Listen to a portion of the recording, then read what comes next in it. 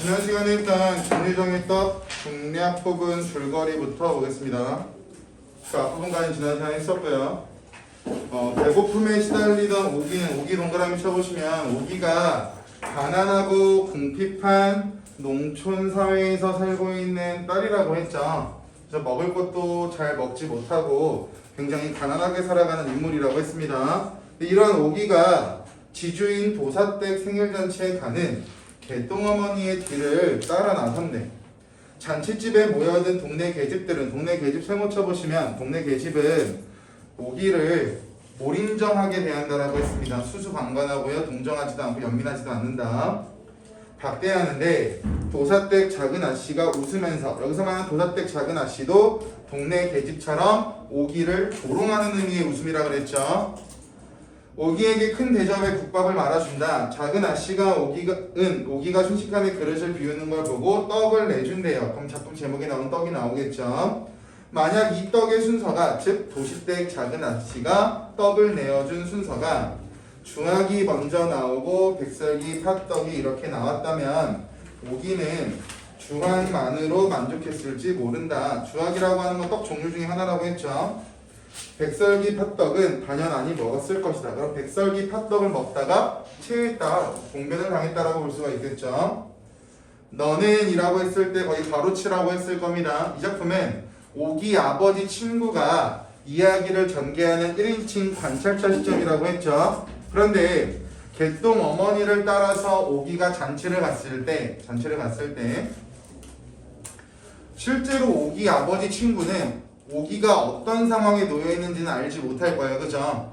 그렇기 때문에 도시댁 아가씨 잔치를 간 개똥 어머니의 말을 빌려서 독자에게 전달한다라고 했죠. 그래서 서술상의 특징 자체가 좀 독특하기 때문에 같이 보겠습니다. 너는 보도 못하고 어떻게 그리 남의 일을 잘 아느냐. 그러면 그 장면을 직접 목격한 개똥 엄마에게 좀 설명하여 받기로 하자. 아참이라고 나와 있는데요. 아참 앞에 바로 열어보시면 그러면 개똥 어머니에게 이야기를 듣기로 하자라고 말했으니까 이 부분은 오키의 사건을 목격한 개똥 어머니의 증언을 옮긴 내용이 되겠죠. 그러니까 오키 사건을 직접 목격한 개똥 어머니의 말을 그대로 인용한다라고 보시면 돼요. 간단하게 본다면 갈게요. 아참 고년 배우는 먹읍디다. 그 밥 한 그릇을 다 먹고 그래 떡을 또 먹어요. 그게 배때기지요. 주황 먹을 째에 나는, 여기서 말하는 나는 그러면 개똥 어머니가 되겠죠. 개똥 어머니의 말을 인용했다라고 하니까 여기서의 나는 개똥 어머니. 나는 인제 죽나보다 그랬슈. 물 한 모금 안 처먹고 꼬깃꼬깃 씹어서 꼴딱 삼키는데 눈을 요렇게 딥쓰고 꼴딱 삼킵디다. 온 이게 사람이야. 나는 간이 콩알만 했쥬. 꼭 죽는 줄 알고 추워서 달달 떨고 서 있는 꼴 하고 참 깜찍해서 내가 다 소름이 쪽 끼칩디다. 바로 닫아보시면 여기까지가 오기의 사건을 목격한 개똥 어머니의 증언을 옮긴 내용 또는 인용한 내용이라고 보시면 되겠죠. 이어서 볼게요. 밑줄 이걸 가만히 듣다가 그럼 왜 말리지 못했느냐고 타가니까 밑줄 쳐보시면 즉 개똥 어머니가 오기의 행동을 보고 나서 아무것도 하지 않았으니까 얘를 다자성어로 뭐라고 하냐면 수수방관이라고 할 수 있거든요.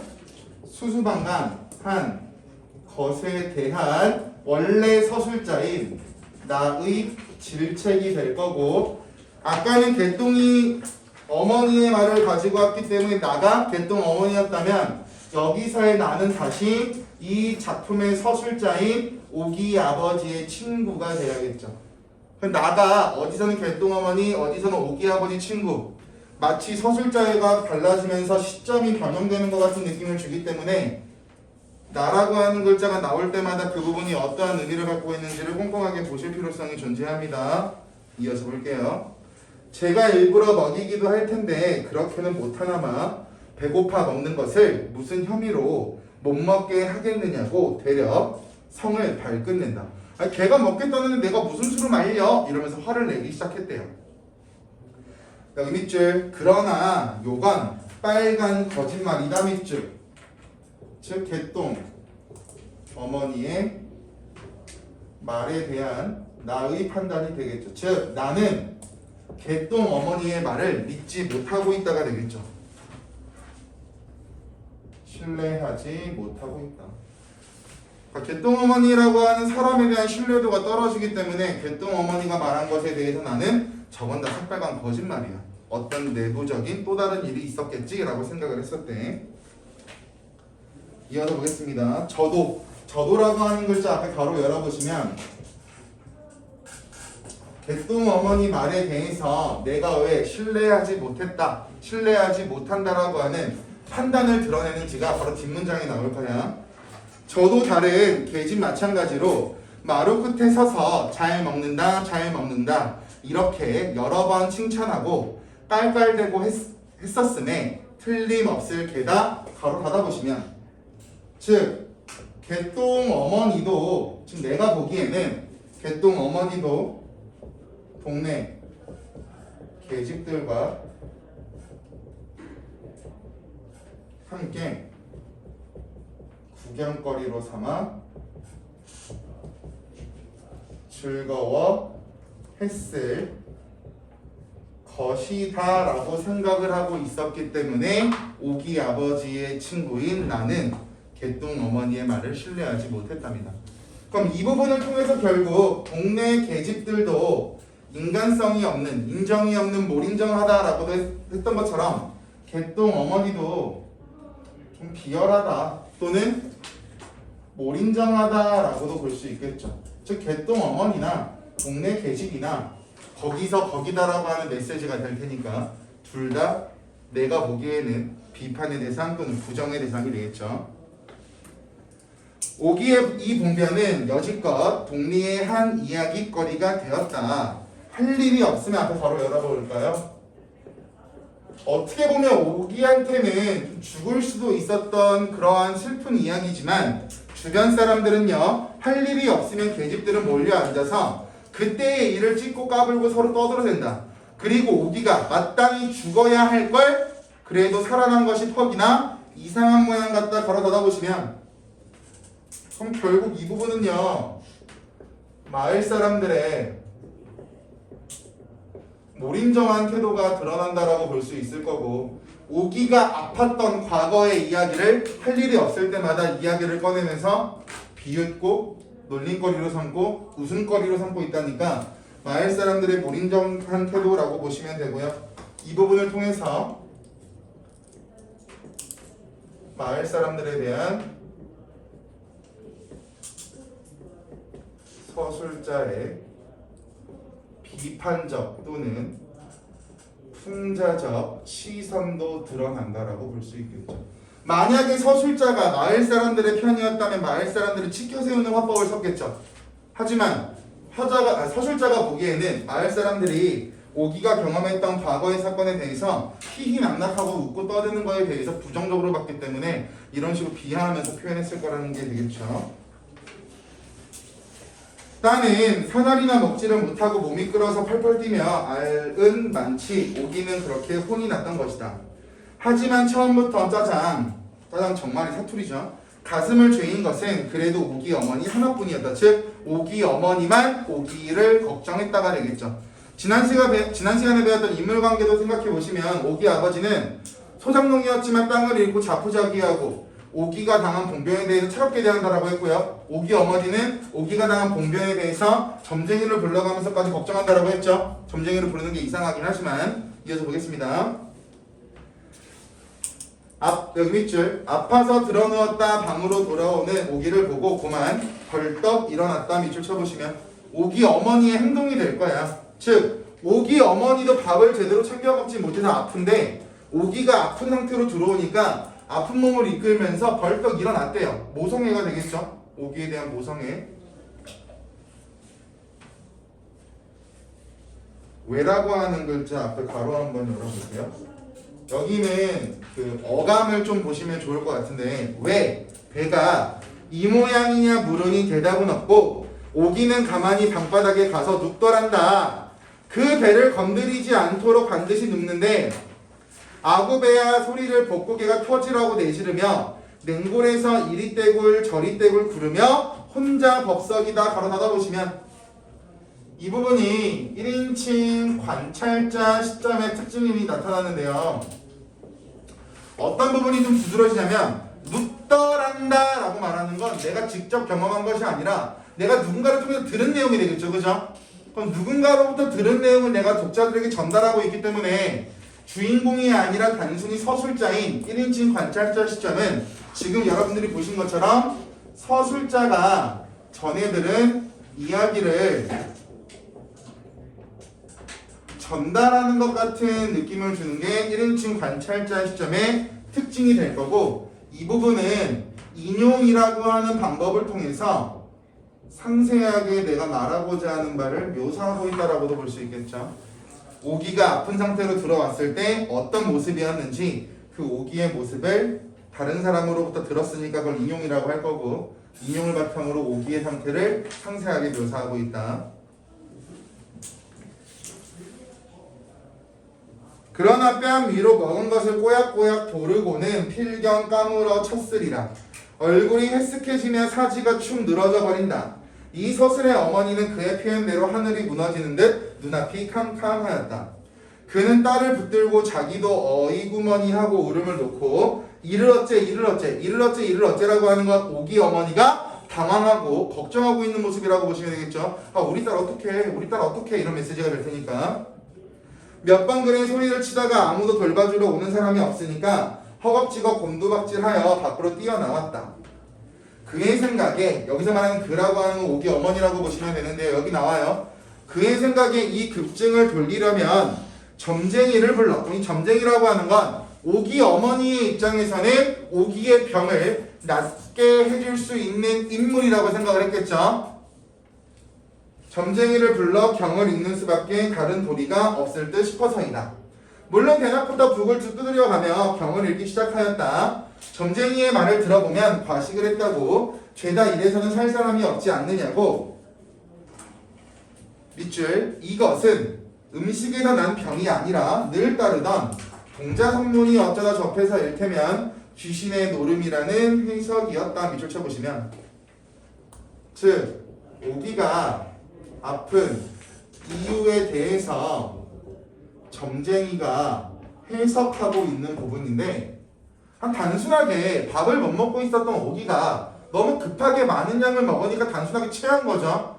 근데 점쟁이는 그걸 체했다라고 신체적인 부분을 접근하는 것이 아니라 미신적인 부분 갖다 해석을 하고 있으니까 이 부분을 통해서 알 수 있는 건 점쟁이는 아픈 사람을 진단하고 치료할 만한 능력을 가지고 있지 않은 사람이라고 알 수가 있겠죠. 2번은 당연한 말이야.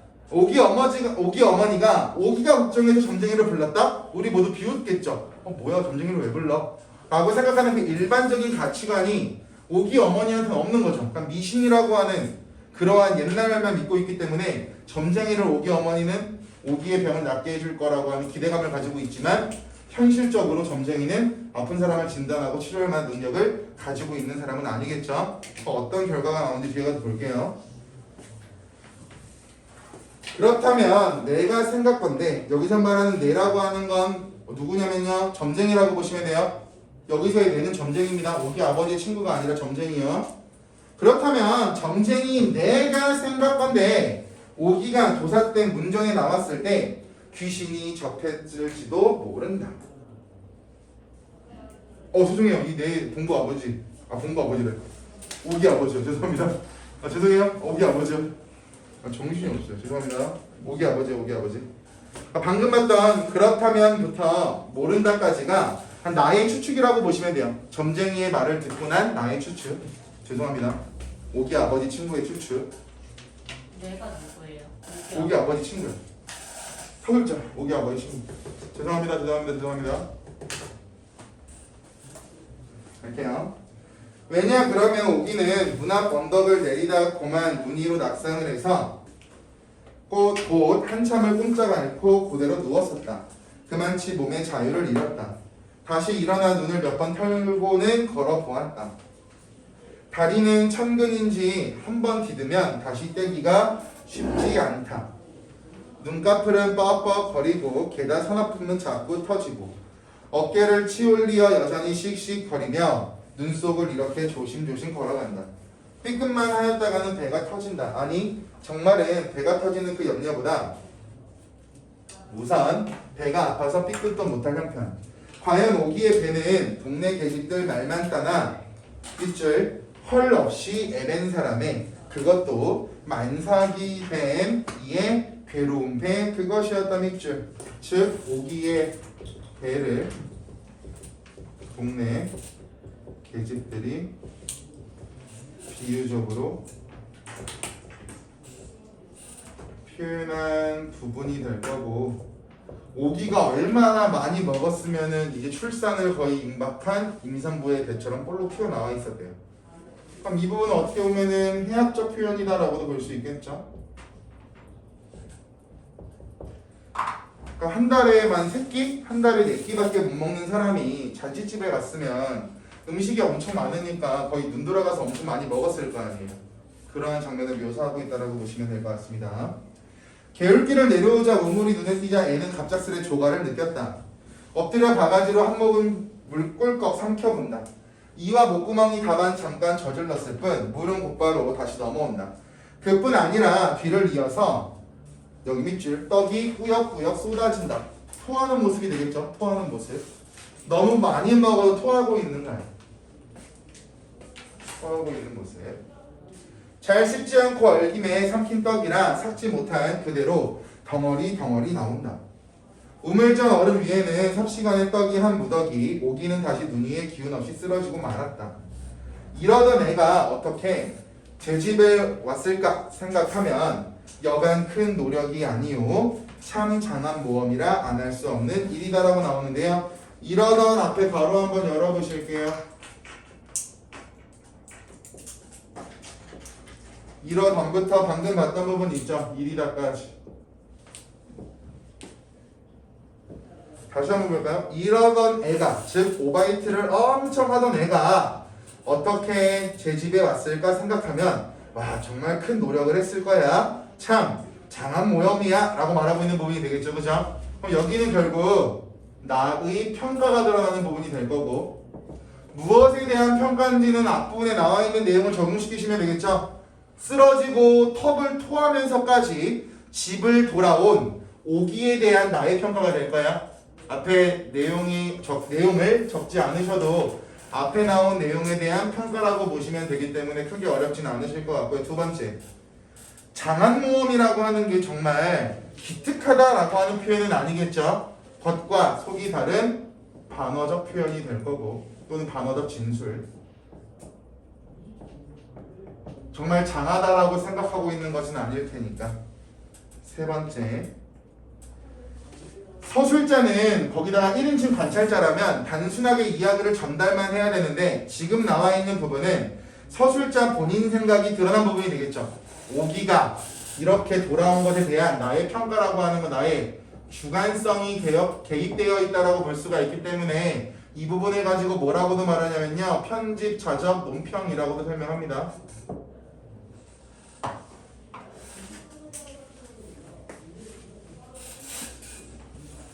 편집자적 논평이라고 보는 사람은 그 소수일 수도 있어서 일단 논의되고 있고 그래도 한 번쯤 봐야 되는 것들을 말씀을 드렸는데 학교에서 수업을 들으시면서 이 부분에 대한 추가로 학교에서 뭐라고 설명하는지를 들어보시는 편이 좋으실 것 같습니다. 무조건 다 맞는 개념의 3번은 아니기 때문에 1번과 2번은 맞지만 3번의 경우에는 확인이 필요할 것 같아서 한 번 더 말씀을 드렸고요. 내가 오기네 집을 찾아간 것은 이때 썩 지어서이다.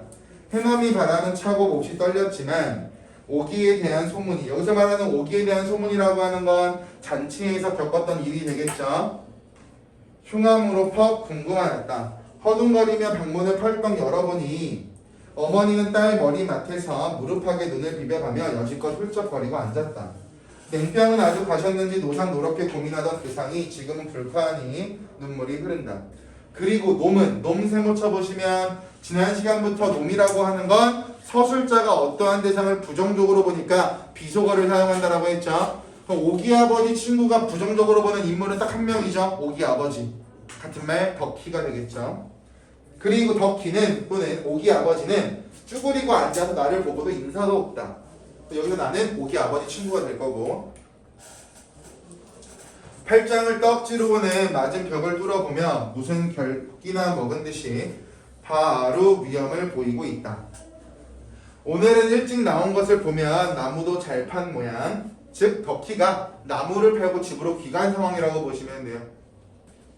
얼마 후 놈은 옆으로 고개를 돌리더니 여보게 참말 죽지는 않겠나? 즉 오기가 어떻게 될지 궁금하니까 물어본 말이 되겠죠. 하고 물으니까 봉구는, 여기서 말하는 봉구는 점쟁이라고 보시면 됩니다. 점쟁이의 이름이 봉구라고 마지막 부분에 나오죠. 봉구 점쟁이는 눈을 끔뻑끔뻑 하더니 죽기는 왜 죽어? 한나절토록 경을 읽었는데. 그러면 봉구가 오기는 죽지 않을 거야, 내가 한나절 동안 경을 읽고 있으니까 라고 말하는 부분을 통해 알 수 있는 건, 봉구의 머릿속, 즉 점쟁이의 머릿속에는 오기가 아픈 이유가 귀신에 씌었다라고 보기 때문에 점쟁이 내가 하루 종일 경을 읽고 있으니 오기는 곧 나아질 거야 라고 착각하고 있다라고 보시면 됩니다. 실제 오기가 아픈 부분을 짐작하지 못하고 귀신에 씌었다라고 착각했기 때문에 거기에 대해서 계속 주문을 외우고 있다라고 보시면 되겠죠. 읽었는데 하고 자신이 있는 듯 없는 듯 얼치기 대답이다 라고 하면서 끝나는 게 떡이라고 보시면 됩니다. 되셨죠? 그 다음 작품은 쉬워요. 돌다리거든요. 보일 때 했던 거. 현대소설 6강까지 들어가나요? 맞아? 6강?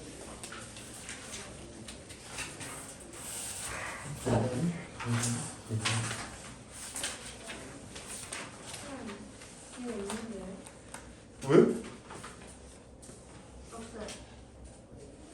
와우. 자, 이번 시간 한번 버텨보세요. 이게 왜 없지? 거기 이면지에다 좀만 적어주세요. 주제 갈게요. 땅에 불매적 가치에 대한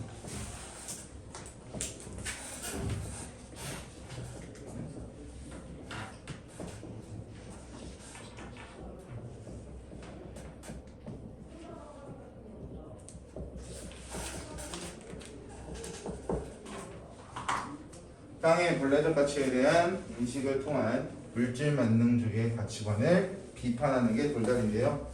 여기서 말하는 물질 만능주의의 가치관을 상징하는 건 창섭이가 될 거고요. 땅의 본래적 가치를 중시하는 건 아버지가 되겠죠. 고등학교 1학년 때 배웠던 걸 다시 한번 상기시켜 보시면 됩니다. 그래서 우리 고등학교 1학년 때 배웠던 거 적용시켜 보시면 여기서 돌다리라고 하는 것의 의미가 굉장히 중요하다고 했죠. 1번 아버지가 가지고 있는 아버지의 전통적인 가치관을 상징하는 게 돌다리라고 했고요. 또는 뭐 정신적인 가치관. 2번 돌다리라고 하는 건 아버지가 가족사의 일부라고 생각하는 게 돌다리였죠. 조상으로부터 계속 대대로 내려오던 게 돌다리였으니까. 3번 자연을 중시하는 자연 중심적 세계관이 담겨있는 게 돌다리라고 배웠었고요. 자연 중심적 세계관. 마지막 4번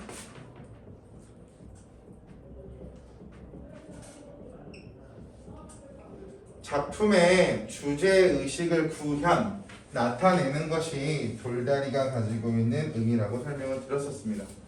그래서 돌다리는 필기 거의 안 하고 인물 구조도 설명한 다음에 쭉 읽을 거거든요. 필기 안 하는 이유는 여러분들 제가 암기하라고 드린 정리지 보시면 필기가 다 되어 있고요. 봤던 작품이기 때문에 여기서 시간을 많이 소비하는 건 아닌 것 같아서 그렇게 진행을 할게요. 일단 인물관계도는 당연히 알고 있어야 되니까 인물관계도를 먼저 보시면 가장 핵심적으로 갈등을 빚고 있는 인물이 아버지와 창섭이가 되겠죠. 아버지와 창섭이. 그런데 아버지를 상징하는 상징물이 있을 거고요. 고1 때 생각하시면 돼요. 우리 했던 거 기준점들. 그 다음 땅에 대한 인식이 아버지와 창섭이가 다르죠. 그리고 가치관도 다르고요. 뭐 삶의 태도적인 측면도 다르고요. 당연히 성격도 다를 거야.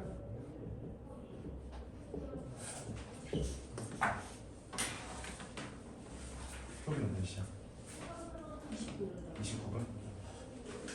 이거 하고 필기하고 잠깐 끊고 읽고 계시면 복사해서 갖다 드릴게요. 됐죠? 저 에어컨 이제 바꿨어요. 에어컨 그냥 찬바람 나와. 민경이 지금 딱 잠자기 좋은 온도야 지금. 그러니까 좀 춥게 이따가 끄고 합시다. 아시겠죠? 괜찮죠? 알겠습니다. 이거 먼저 정리하고 일단 끊을게. 상징물이라고 하면 아버지는 돌다리야. 우리 고등학교 1학년 때 배웠던 거 떠올려보시면 정민아, 상섭의 상징물은? 어? 아, 고1 과정 맞췄잖아요. 병원은 병원이요? 효빈아 뭐야? 뭔 다리인데? 그거 무슨 다리야? 나무 다리. 오케이, 나무 다리. 슬슬 생각해보세요. 떠올라야 돼. 두 번째, 땅에 대한 인식. 창섭이는요, 땅을 뭐로 봐요? 무조건? 금전적 가치, 물질적 가치. 그리고 누군가랑 사고 판다라고 하는 건 도구적 가치라고 볼 수 있겠죠. 물건으로 보는 거죠. 반면에 아버지는요, 땅을 뭐라고 보냐면요, 땅은 삶의 터전이자 생명의 근원이야 라고도 생각을 하고요. 또 아버지의 유명한 대사는 나오죠. 천지 만물의 근거야 라고 말하는 부분도 나올 거고요. 뭐 또 예를 들어서 인간의 삶에 버팀목이 돼주는 것이 땅이야 라고도 이야기를 하고요. 가족사에 대한 전체를 땅이라고 생각하면서 땅에 대한 인식이 위와 같이 드러난다라고 보시면 되겠죠. 인간의 삶의 버팀목이 된다, 삶의 터전이 된다, 생명의 근원이 된다, 천지 만물의 근거가 된다, 가족사를 나타낸다. 창섭은 금전적 가치, 물질적 가치, 도구적 가치. 그러면 땅에 대한 인식이 이렇게 나온 건 가치관 때문에 그래요. 가치관이 다르니까 어떠한 대상에 대한 인식이 다를 수밖에 없겠죠. 그럼 가치관적인 측면을 먼저 보시면 아버지는 전통적이고 자연 친화적인 가치관을 가지고 있을 거예요. 시골에 사시는 분들이라면 당연한 이야기가 되겠죠. 반면에 창섭이는요, 수술로 인해서 자기의 가족을 잃어버리고 도시로 떠났죠. 병원의 의사가 됐으니까 가치관은요, 실용적이고 근대적인 가치관을 가지고 있겠죠. 실리를 추구하는 가치관.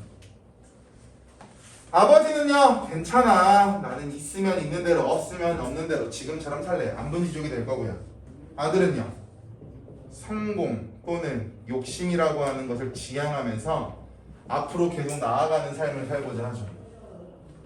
마지막 성격만 놓고 보면 마찬가지야. 논리적이고요, 실리적인 것, 즉 개인에게 이익이 되는 것들을 굉장히 신경을 쓰고 있는 게 창섭이라면, 아버지는요, 거꾸로 굉장히 신중하게 판단을 합니다. 창섭이가 말했을 때 이따가 얘기하자, 생각 좀 해보마 라고 이야기를 하고, 지금 당장 나에게 얻어지는 실리보다는 사람이 가지고 있어야 되는 인정이라고 하는 사람으로서의 정서 또는 사람으로서의 마음을 중시하는 게 아버지라고 보시면 될 것 같습니다.